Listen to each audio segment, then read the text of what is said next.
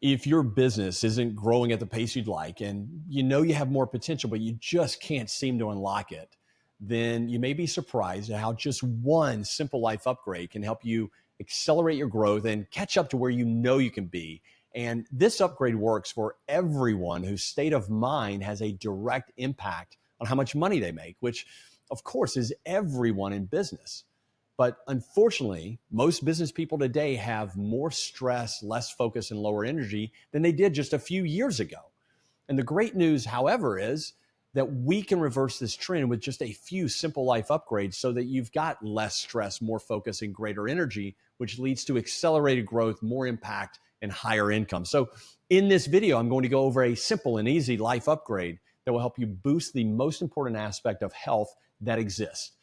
In fact, this part of our health is more important than diet and exercise combined. But unfortunately, it's one of the most overlooked aspects of health.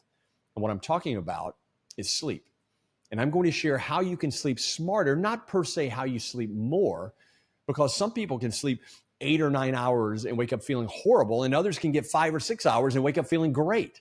And so knowing how to sleep well is important because sleep dictates our cognitive functions, our energy, our focus. And a little known fact is that sleep causes us to either gain weight, lose weight, or maintain weight. And sleep can also help reverse diabetes, can lower cholesterol, and control heart disease.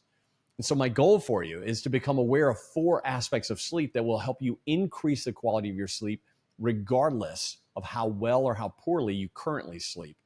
And this will help you have more energy, more focus, enjoy better health, have a stronger immune system, plus be more productive personally and professionally.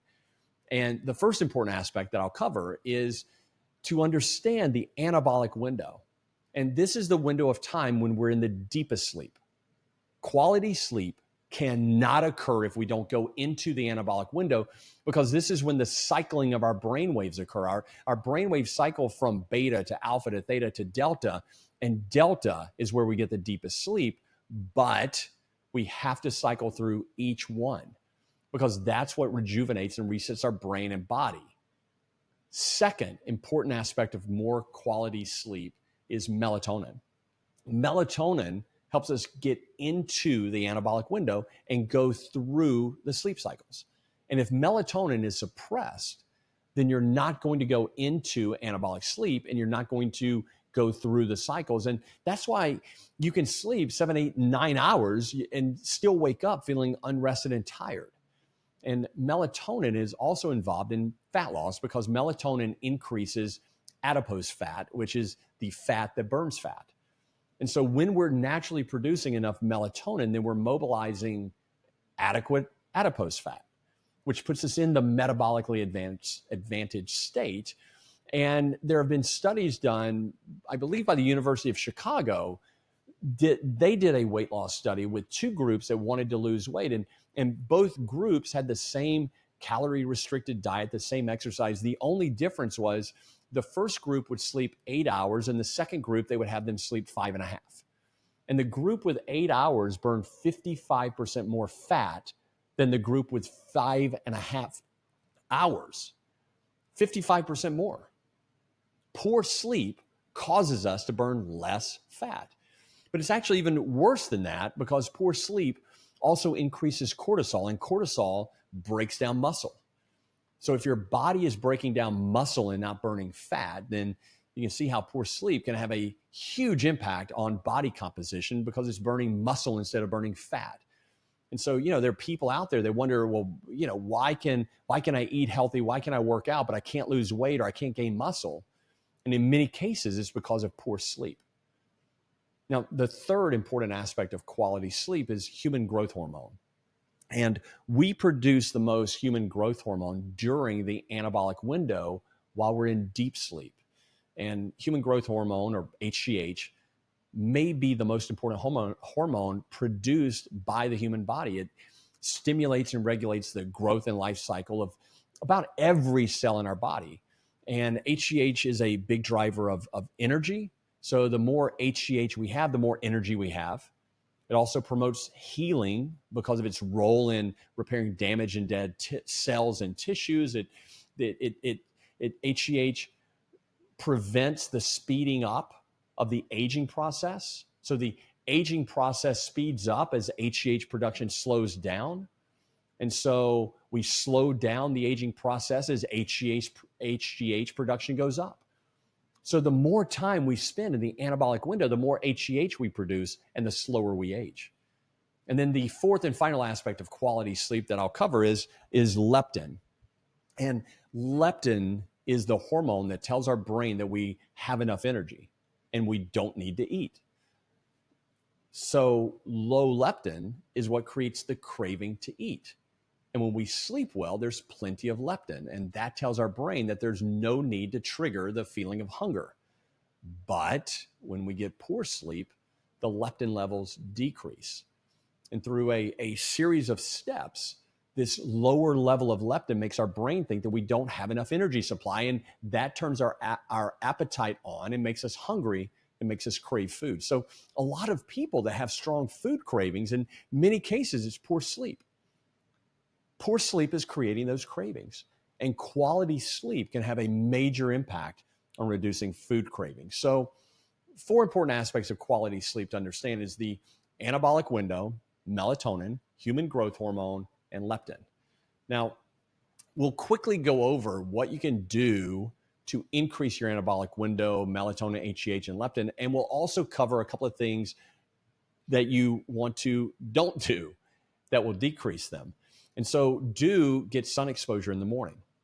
One of the most important elements of sleep is sun exposure on your skin and in your eyes every morning, because sun exposure helps to set the circadian rhythms. And if you get sun on your skin and in your eyes in the morning, then your body will sleep better than if you don't get sun exposure in the morning. So that morning walk, that jog, that bike ride is important.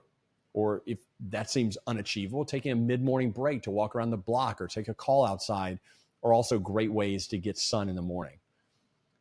Do have physical activity in the mornings, because every study on sleep and exercise shows that our body rests better with exercise in the morning than if you exercise midday or in the evening.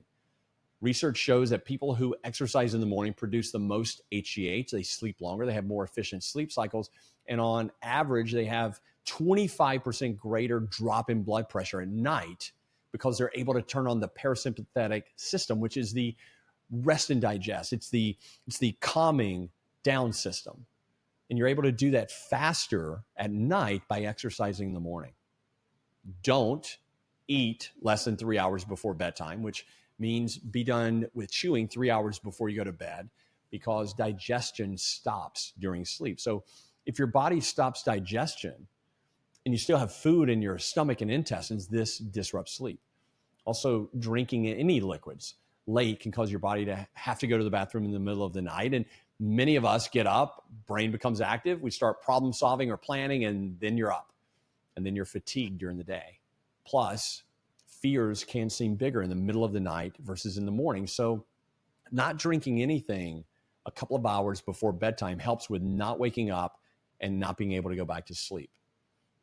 Do go to bed early and consistently, because this allows you to be more consistently able to catch the anabolic window, to produce melatonin, to get optimum deep sleep, and to produce HGH and leptin. Don't sleep in a room with any light.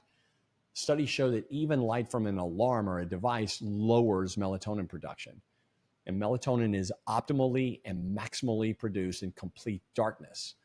And the pineal gland regulates melatonin, and even just a small amount of light decreases melatonin secretion. So you want complete absolute darkness. So do black out all lights and do wear a sleeping mask. Don't be on your computer. Don't be on your devices or watch TV an hour before sleep time, preferably 2 or 3. And the reason why is that blue light from devices suppress melatonin because our photoreceptors think that it's a second daytime. And every hour on a device at night has been shown to suppress melatonin for 30 minutes. And so do minimize both blue light and bright light in the evening. Set your devices up for night mode, wear blue blocker glasses if you are going to be on devices at night. And, I know a lot of people will say, well, I fall asleep watching TV, no problem. Or I fall asleep being on my device, no problem. And you may go to sleep, but you're not going to produce the same levels of melatonin, and you will not go through your sleep cycles as well as you could and should. So give yourself a screen curfew, have something else to do, connect with loved ones, create an evening ritual, because a great morning starts the night before. And also, don't do any work that's stressful. No emails, no text messages, etc., within 1 hour of bed. Now, two frequently asked questions that I hear are, is it okay to take a melatonin supplement? And the answer that the sleep experts say is not long-term, because the adverse effects of taking melatonin instead of naturally producing melatonin, the side effects are daytime sleepiness, dizziness, headaches, nausea, irritability, feelings of depression have been reported with taking melatonin as a supplement. So it's better to do what you need to do so your body naturally produces the melatonin. Another frequently asked question I hear is, well, what about sleeping pills? Is it okay to take sleeping pills? Unfortunately, sleeping pills don't produce quality sleep, and we can't mistake sedation for sleep. Plus, sleeping pills have been linked to higher rates of death and cancer, and so much so that in 2016, the American College of Physicians said sleeping pills must no longer be the first line of defense for insomnia. And instead, they recommended that it should be cognitive behavioral therapy for insomnia. So cognitive behavior therapy for insomnia, CBTI for short, has been shown to be just as effective as sleeping pills in the short term, but much better long term. People see significant results after only a few sessions, and there are studies that show that after 5 years, people are still sleeping well, versus with sleeping pills, when you stop, not only do you go back to the bad sleep you were having, but typically most people go back to even worse sleep. And it's something that they call rebound insomnia, which means that there's an addiction dependency cycle. And so CBTI is recognized as the safest and best long-term approach for sleeping problems that exist today. And so if you are having insomnia, then find a cognitive behavior therapist, and the results can be incredible. So look, big picture, increasing the quality of your sleep helps you lower stress, increase focus, boost energy. And if you're a business person whose state of mind affects your income, then improving your sleep will help you not only feel better, but it will help you accelerate productivity and boost your income. As always, thanks for joining me in this video and on this journey towards greater impact. And if you found value in this video, give it a like and share it with someone who may also benefit from hearing this information. And I look forward to seeing you in the next video, where I'll share another simple life upgrade that will help you accelerate your growth, unlock your potential. And until then, stay focused, stay present, stay impactful.